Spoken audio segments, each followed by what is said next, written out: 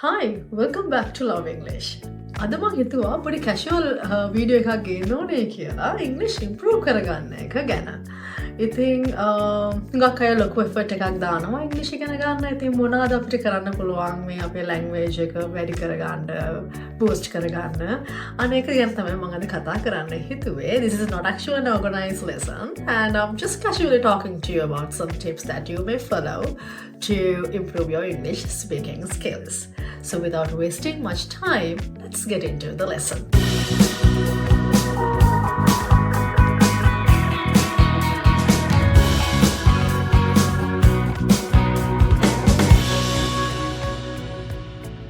ඉංග්‍රීසි කියන එක අද කාලේ හුඟක් දෙනෙක්ට ඕන වෙන දෙයක්. ඒ වගේම හුඟ දෙනෙක් ලොකු එෆර්ට් එකක් දාන දෙයක් තමයි මේ ඉංග්‍රීසි ස්පීකින් ස්කිල්ස් හදාගන්නවයි කියන එක.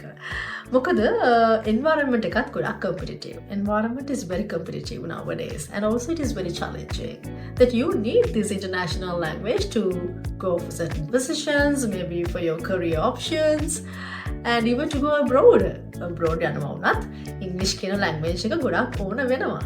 abroad යන්න පුළුවන්. ඒ කියන්නේ ඉංග්‍රීසි ඕනමයි කියලා දෙයක් නෙමෙයි. but කොච්චර ඉස්සරහට ගියත් සමහර වෙලාවට මේ ඉංග්‍රීසි ලැන්ග්වේජ් එක හරියට හැන්ඩල් කරගන්න බැරි වුණොත් එතනදී ඔයා ස්ටක් වෙන්න පුළුවන්. ඒ කියන්නේ සමහර පොසිෂන්ස් වලට යනකොට ඒ ඉංග්‍රීසි ෆ්ලුවන්සි කියන එක ඕන වෙනවා.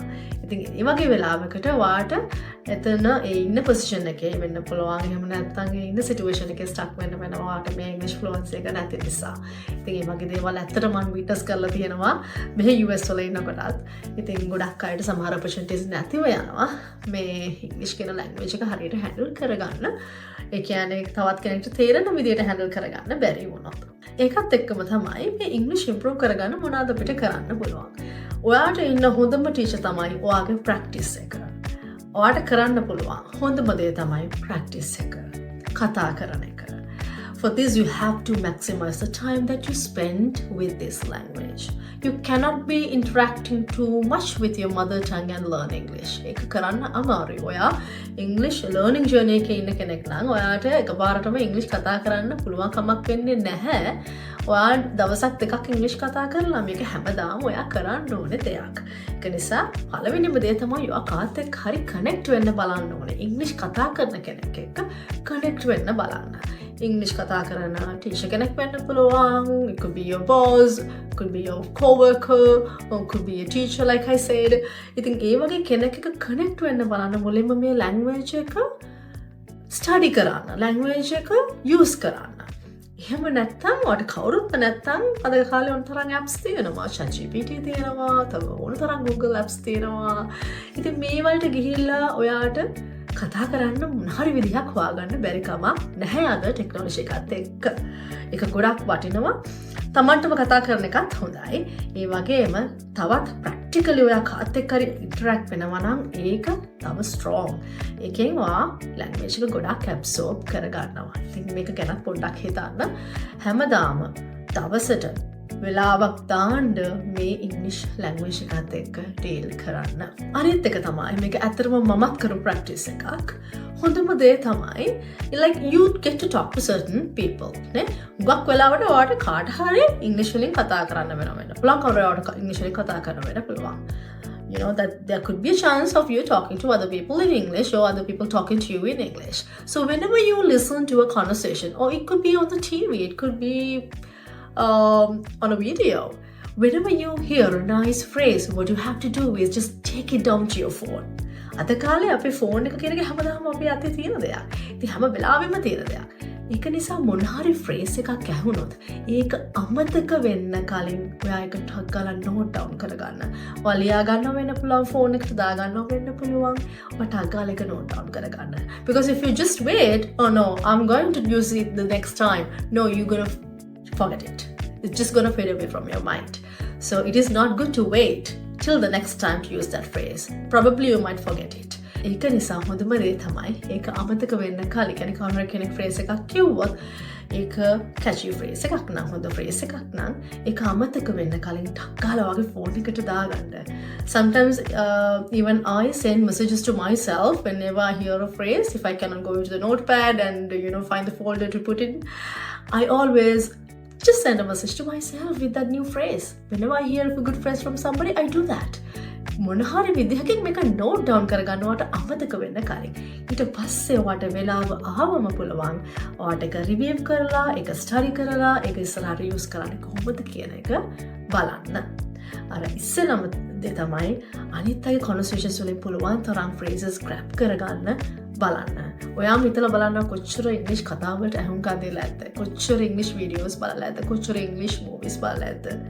ඒත් ඔයාගේ vocabulary එක, ඔයාගේ phrases තාම expand වෙලා නැහැ කියලා ඔයාට තේරෙනවා නම් ඒකට හේතුව තමයි මොකද ඔයා ඇහුණාට ඒක ඇහිච්ච දේ ඔයා එහෙමම neglect කරලා දාලා තියෙන්නේ. ඒක නිසා තමයි ඒ එකම තැන ඔයා stuck වෙන්නේ. ඔයා ඒ phrases grab කරලා ඒක use කරන්න try එකක් දෙනවා නම් ඒක ඒ වෙලාවෙම grab කරන්න ඕනේ. ඒකට හිටියොත් පස්සේ කරනවා එකල හිටියොත් එක කියරවත් කරගන්න වෙන්නේ නැහැ.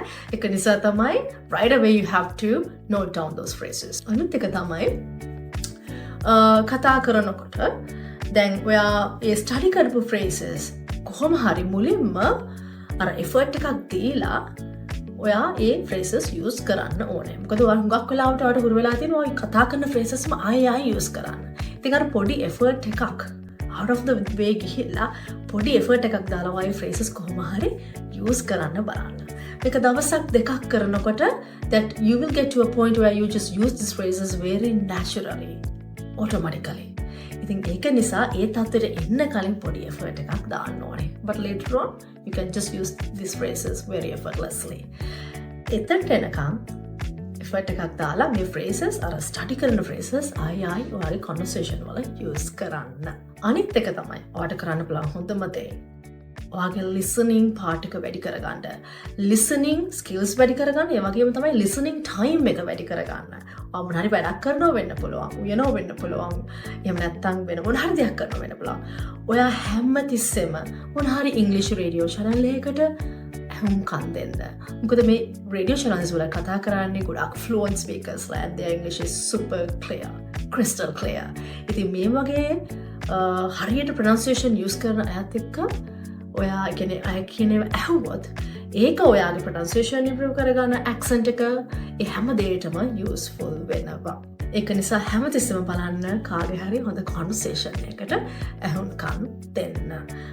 මේක නිකන් අර හරිම effortlessly කරන්න මේක බොලුවට අර burden එකක් කරගෙන නෙමෙයි අර English ඉගෙන ගන්නවා කියන එක you have to enjoy it. අනිත් එක තමයි ඔයා මේ language එක ඉගෙන ගනිද්දී මේක අර ඔයා perfect නිකන් ඉන්න එපා language එක try කරන්න. You don't have to wait till you become perfect. Okay? And you don't have to be perfect in English. ඔයාට පොඩි හරි vocabulary set එකක් එහෙම නැත්නම් phrases set එකක් තියෙනවා නම් මේක use කරලා කතා කරන්න පටන් ගන්න. ඒක තමයි අනිත් එක. Sometimes most of the people wait till they collect some more words, some more phrases to try them out with others. It's not like that. Just with whatever you have right now, just go ahead and try using those phrases in your casual conversations. ඉතින් ඒක නිසා මතක තියාගන්න ඕන දෙයක් තමයි කොයිම වෙලාවකවත් අර perfect වෙනකම් බලන් ඉන්න එපා. හැමදේම ෆුල්ෆිල් වෙනකම් බලන් ඉන්න එපා මේ ලැන්ග්වේජ් එක කතා කරන්න. ඔයාලට පුළුවන් ටිකෙන් කතා කරන්න පටන් ගන්න. එතකොට පටන් ගත්තාම ඔයාලට ටික ඒ phrases එක්ක ඩීල් වෙනකොට ඔයාලට ලොකු අයිඩියා එකක් එනවා. මේවා කොහෙටද යූස් කරන්නේ? මේවා කොහෙටද යූස් කරන්නේ නැත්තේ? මෙන්න මේ අන්ඩර්ස්ටෑන්ඩින් එක ඔයාලට naturally එනවා.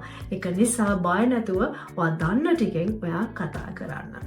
එකම දේ තමයි අර කතා කරන්න ඔයා කාත්තිකරි කරෙක්ට් වෙන්න බලන්න. බොස් කෙනෙක් එක්ක හරි පොඩි කෝල් එකකින් හරි එහෙම නැත්නම් ටෙක්ස්ට් මෙසේජ් වලින් හරි වොයිස් මෙසේජ් වලින් හරි on a daily basis මේක කරගෙන යන්න විදිහක් ඔයා බලන්න.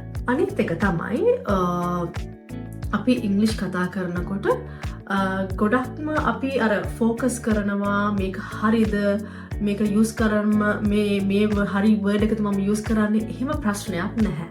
ඔයා දන්නේ words ටිකයි නම් ඒ words ටික දාලා ඔයා කතා කරන්න සමහරවිට ඒක usage එක වෙනස් වෙන්න පුළුවන්, වැරදින්න පුළුවන්. but ටිකෙන් ටික use කරගෙන යනකොට ඔයාට ඒක තේරෙනවා.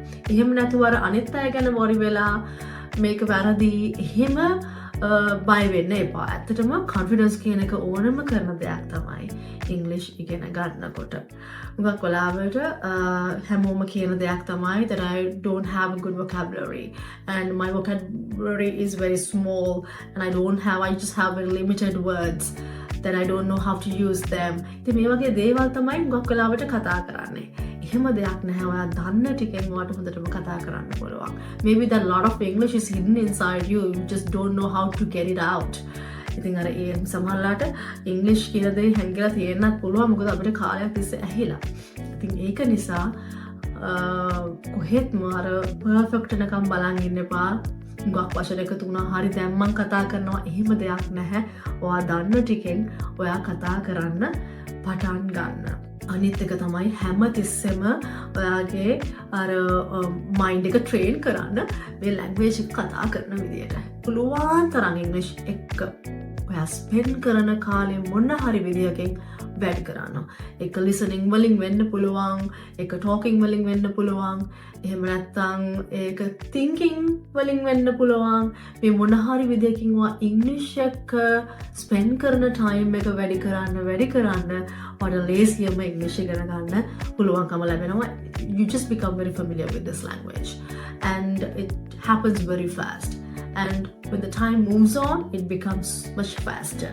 ඒක නිසා ඔයා අදම පටන් ගත්තොත්, හෙටම පටන් ගත්තොත් මේක කරන්න, ඔයාට ඉක්මනට මේකේ improvement එක බලා ගන්න පුළුවන්. I'm so glad to inform you that I decided to hold some free sessions for English learners in Sri Lanka.